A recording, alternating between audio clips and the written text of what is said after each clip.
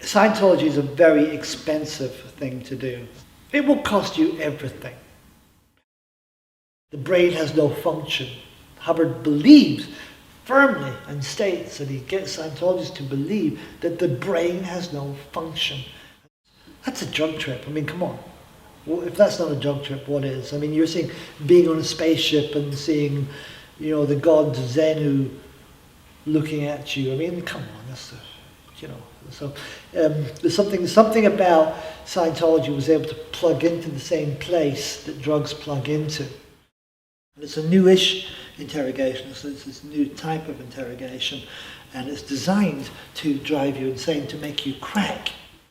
Next thing I knew, I got a call from my foster mum here in Ireland saying there's people watching the house. You better not call. They've got some kind of device, you look at that and say, my God. Hubbard was not a good man, but he was my God, he was a clever man. He was a very, very clever con man.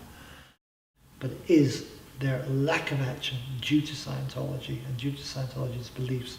That is why the boy is dead. The mechanics of it, I suppose, was that quite simply, I'm walking down the street and I get accosted by a young woman. It's in Stuttgart, in Germany, and she, quite a forceful young lady, and she asked me, do I have a good memory? And a slightly intriguing question, to be asked in the middle of the street out of the blue, right? And I don't know. I don't know. Do I have a good memory? I don't know. And she said, well, come with me and find out. Okay. This is all done in a broad southern German accent, Schwäbish accent.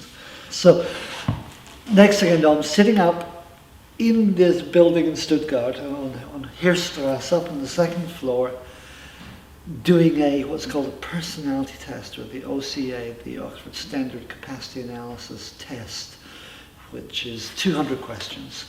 And my understanding of it now is that it's laid out in a specific pattern of answers. And then from this pattern, they can give a reading, a personality or emotional landscape reading, if you like. That's more or less what it is. Not anything about how the person actually is, but how he is at that moment is what the test actually measures, because it can't measure anything else, really. And so you have to answer the questions as you feel right now. So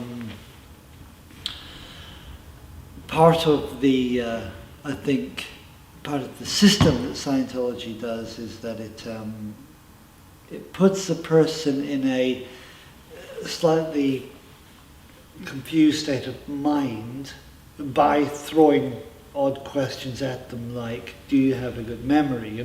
Something that kind of knocks you off balance and leaves you kind of a bit nonplussed and a bit worried about, maybe there's something wrong. And then you've got this going on while you're answering the test. So then they read back to you the results of the test, and for me the results of the test was this line along the bottom, a little blip up in the middle, and then along the bottom and a little blip up there. And of course, being the state I was in, it was a bit kind of along the bottom, because I was not in a very strong emotional state.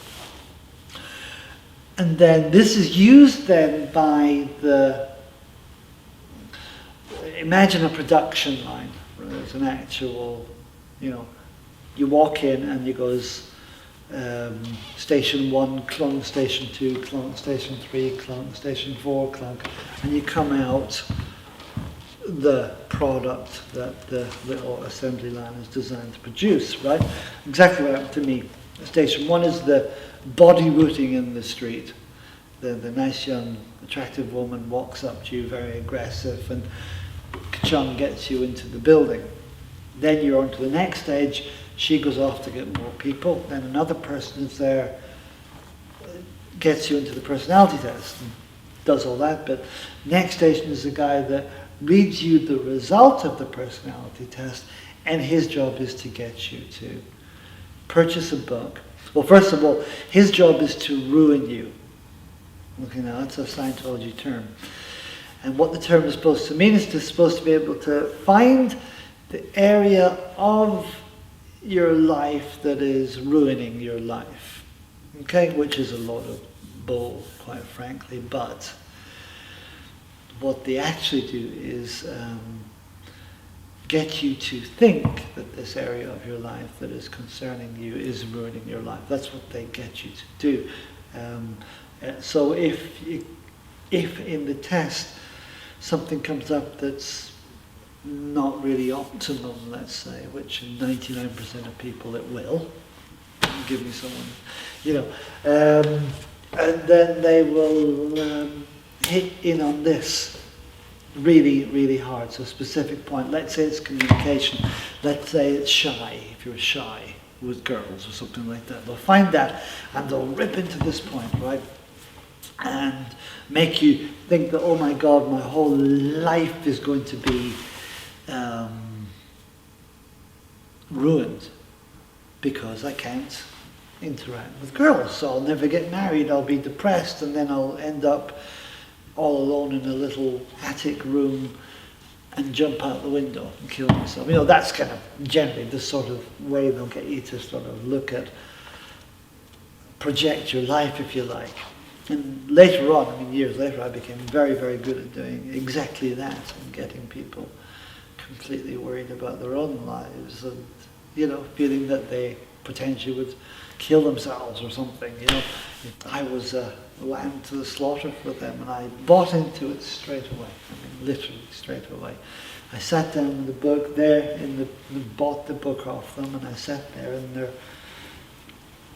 office space, their introductory space, and flicked through the book a bit, and mainly just, I suppose what I was,